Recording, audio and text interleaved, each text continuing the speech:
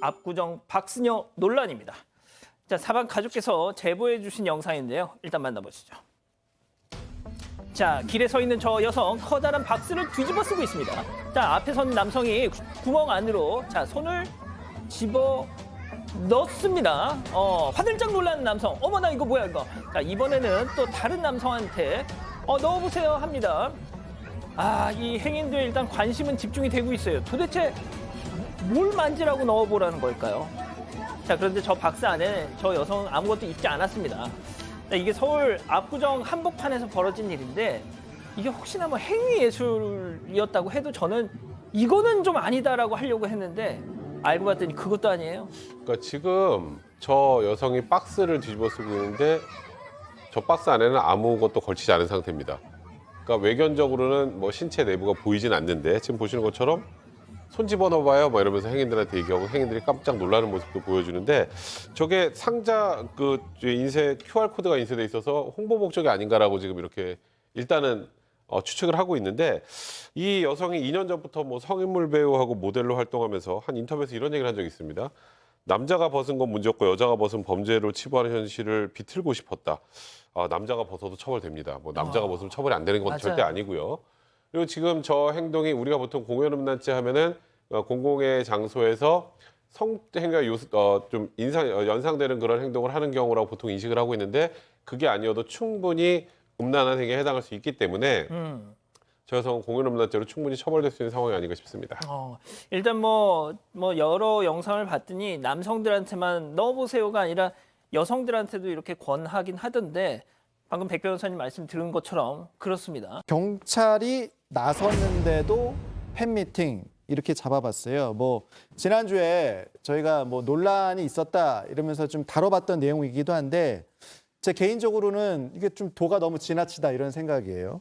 그러니까 서울 압구정에서 이제 박스만 걸치고 돌아다니면서 자신의 신체를 만져보라고 했던 여성인데 이게 압구정으로 끝난 게 아니라 며칠 전에 홍대에도 나타났거든요. 지금 나타난 게 홍대의 영상인데 그러니까 이번에는 사람들이 신고를 했고 경찰들까지 출동을 해서 제지를 했어요. 그러면서 해산이 된 그런 상황인데 뭐 본인은 뭐 행위예술이고 대한민국의 성문화를 바꿔보고 싶다고 주장을 하지만 글쎄요.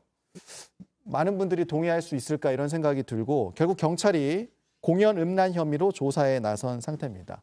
그러니까 홍대에서 시민들의 신고를 받고 지금 경찰들이 나타난 그런 상황인 거잖아요, 변호사님. 예, 맞습니다. 이게 다 아시겠지만 엔젤 박스녀라고 해가지고 박스를 몸에 두른 후에 이제 어쨌든 불특정 시민들을 상대로 해서 뭔가 이제 퍼포먼스를 하는 건데 근데 그게 조금 우리 일반인들이 봤을 때는 저게 저렇게까지 해도 되나 싶은 정도의 좀 약간 예술의 영역을 넘어서는 그런 부분이 있다 보니까 좀 일반 시민들도 봤을 때 이건 조금 이제 도가 지나치다라는 판단하에 좀 경찰이 신고를 했고 그래서 실제 경찰이 또 출동을 해가지고 이제 이 부분을 좀 해산을 시키고 했는데 이 행동에 대해서 이 엔젤 박스녀 말고도 지금 도움을 준 남성 2명이 더 있다고 합니다. 그래서 이제 같이 지금 이 공연음란 혐의로 형법제 245조의 공연음란죄 혐의로 일단은 입건을 해서 조사를 해볼 필요성이 있다. 이렇게 해서 이제 아마 수사가 진행이 될 것 같습니다.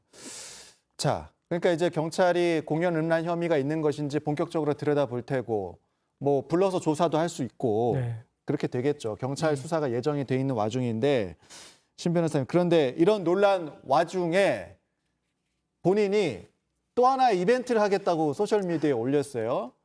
그러니까 수십만 원의 참가비를 받아요. 받으면서 팬미팅 행사를 하겠다고 공지를 또 올렸거든요.